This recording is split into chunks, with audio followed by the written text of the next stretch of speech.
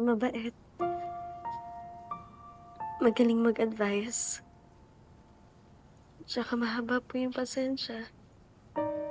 Nung inaaway ko po siya, iniintindi niya pa rin po ako. Hmm. Buti ayan. Sagot na yung tanong mo. Ako nagpalaki kay Jessica. Kaya kilalang kilala ko siya. Oo, kaaway kayo, nagkakasakitan. Pero alam mo, palagi niyang hinihiling na sana magkaayos kayo. Kaya anak, sigurado ako, napatawad ka na niya. Kaya dapat mapatawad mo na yung sarili mo. Ha? Kasi pag nag-guilty ka, ano ang panghihinaan ng loob niya?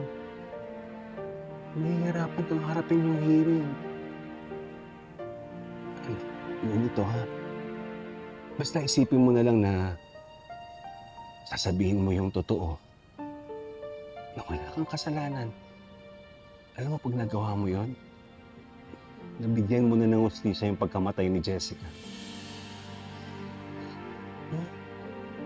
Hmm?